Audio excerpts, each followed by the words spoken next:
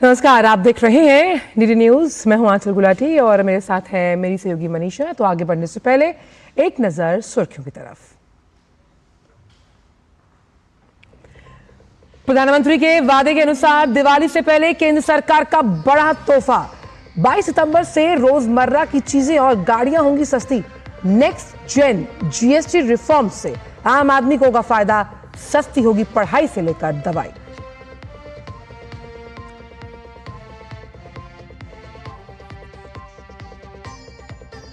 अगली पीढ़ी के जीएसटी रिफॉर्म्स पर प्रधानमंत्री ने जताई खुशी। कहा, आम आदमी का जीवन होगा आसान, देश की अर्थव्यवस्था भी होगी मजबूत।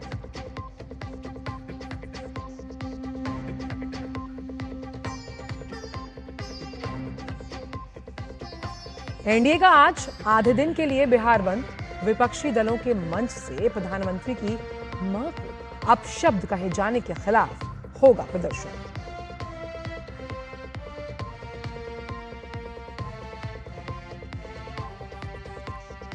नई दिल्ली में आज प्रधानमंत्री मोदी की सिंगापुर के पीएम से द्विपक्षीय वार्ता। आज दोनों देशों के आपसी हित और अंतर्राष्ट्रीय मुद्दों पर होगी बातचीत।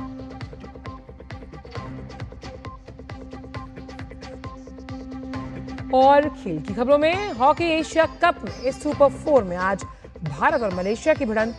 कल पहले मुकाबले में भारत ने डिफेंडिंग चैंपियन कोरिया के साथ खेला था ड्रॉ।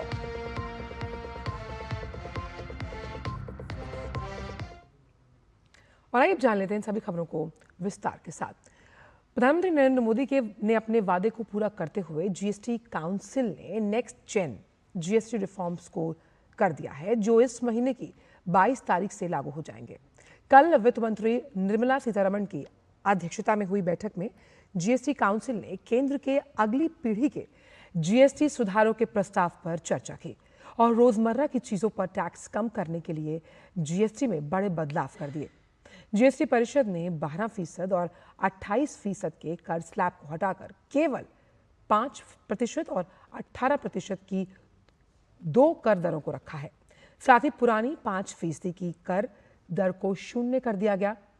वित्त मंत्री ने कहा कि किसानों और कृषि क्षेत्र के साथ साथ स्वास्थ्य क्षेत्र को भी लाभ होगा।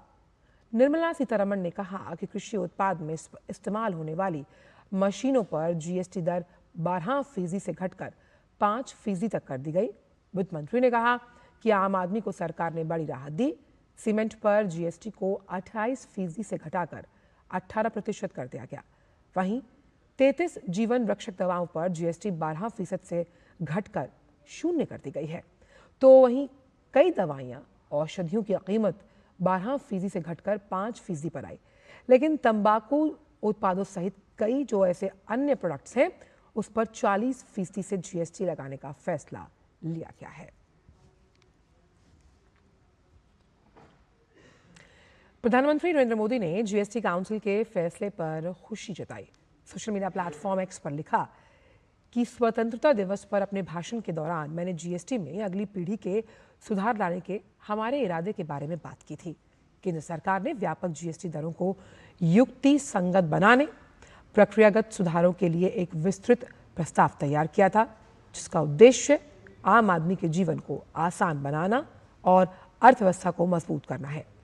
ये बताते हुए खुशी हो रही है कि जीएसटी काउंसिल, जिसमें केंद्र और राज्य शामिल है, उसने सामूहिक रूप से केंद्र सरकार द्वारा जीएसटी दरों में कटौती और सुधारों को प्रस्तुत जो प्रस्ताव है उस पर सहमति जताई, जिससे आम आदमी, किसान, एमएसएमई, मध्यम वर्ग, महिला और युवाओं को लाभ होगा।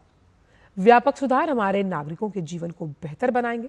सभी के लिए, विशेष रूप से छोटे व्यापारी और व्यवसायों के लिए व्यापार करने में आसानी को सुनिश्चित किया जाएगा।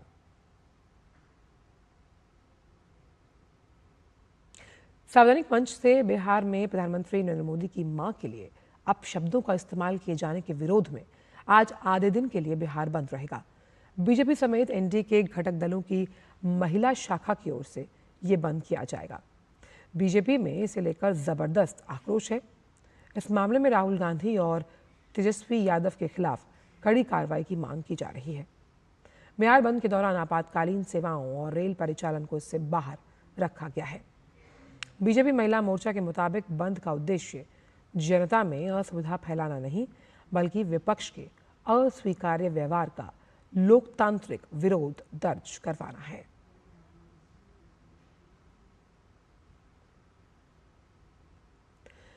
प्रधानमंत्री नरेंद्र मोदी और सिंगापुर के प्रधानमंत्री लॉरेंस वोंग के बीच आज दिल्ली में द्विपक्षीय वार्ता होनी है। इस दौरान दोनों देशों के आपसी हितों और अंतर्राष्ट्रीय मुद्दों पर बातचीत होगी। सिंगापुर के प्रधानमंत्री के रूप में लॉरेंस वोंग की ये पहली भारत यात्रा है। लॉरेंस वोंग की यात्रा भारत सिंगापुर राजनयिक संबंधों की 60वीं वर्षगांठ के अवसर पर हो रही है। ऐसे में ये यात्रा कई मायनों में खास हो जाती है। इस यात्रा में सिंगापुर पीएम के साथ उनकी पत्नी और सिंगापुर के मंत्रियों और वरिष्ठ अधिकारियों का एक उच्च स्तरीय प्रतिनिधिमंडल भी भारत आया है। सिंगापुर भारत के लिए एक महत्वपूर्ण साझेदार है, जिसमें हमारी एक्ट ईस्ट नीति भी शामिल है। सितंबर 2024 में प्रधानमंत्री मोदी की सिंगापुर यात्रा के दौरान द्विपक्षीय संबंधों को एक व्यापक रणनीतिक साझेदारी के स्तर तक बढ़ाया जाएगा। खबर पंजाब से, जहां भारी बारिश की वजह से बाढ़ में डूबे जिलों की स्थिति का जायजा लेने के लिए गए केंद्रीय कृषि मंत्री शिवराज सिंह चौहान आज पंजाब का दौरा करेंगे। शिवराज आज अमृतसर पहुंचेंगे और वहां से सीधे बाढ़ पीड़ित किसानों से मिलने जाएंगे।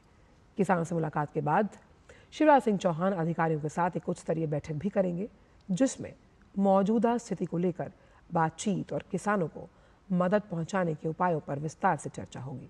इससे पहले हुए एक बैठक में कृषि मंत्री ने पंजाब के कई इलाकों में बाढ़ के हालात और फसलों के नुकसान को लेकर चिंता जताई थी।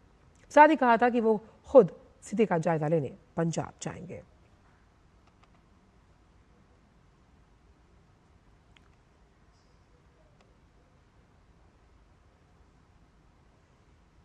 पंजाब इन दिनों भयंकर बाढ़ की चपेट में है। भारी बारिश और नदियों के उफान ने कई गांवों को जलमग्न कर दिया, जिससे हजारों लोग बेघर हो गए। पंजाब के सीमावर्ती जिलों में आई बाढ़ ने जनजीवन को बुरी तरह प्रभावित कर दिया। खेतों में पानी भरने से किसानों की फसलें डूब गईं और कई गांवों में हालात चिंताजनक बने हुए हैं।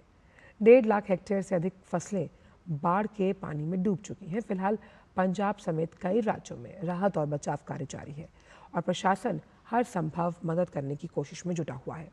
अमृतसर में 35,000 से ज़्यादा लोग प्रभावित हुए, वहीं फिरोजपुर में 24,000 से ज़्यादा लोग बाढ़ की चपेट में हैं। राज्य से अब तक करीब 15,000 से अधिक लोगों को सुरक्षित स्थान पर पहुंचाया जा चुका है। पंजाब के सभी 23 जिले अब बाढ़ से प्रभावित हैं।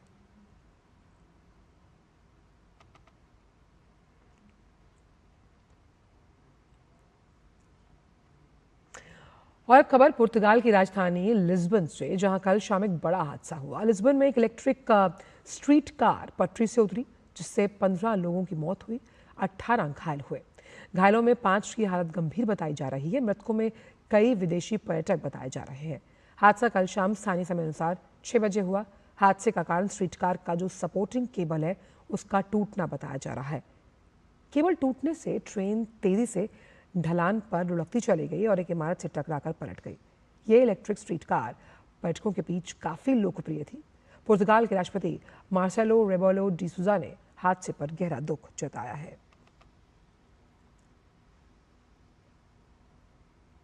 रूसी सेना ने यूक्रेन पर कल रात बड़े पैमाने पर हवाई हमला किया, जिसमें देश भर में ऊर्जा और परिवहन ढांचे को निशाना बनाया गया।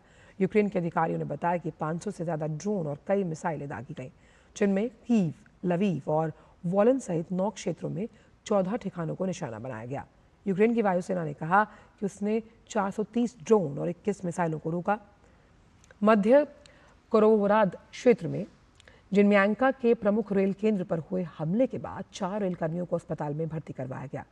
28 घर भी क्षतिग्रस्त हुए। संघर्ष के बीच हाल ही के महीनों में रूस का यूक्रेन पर यह सबसे बड़ा समन्वित हवाई हमला माना जा रहा है।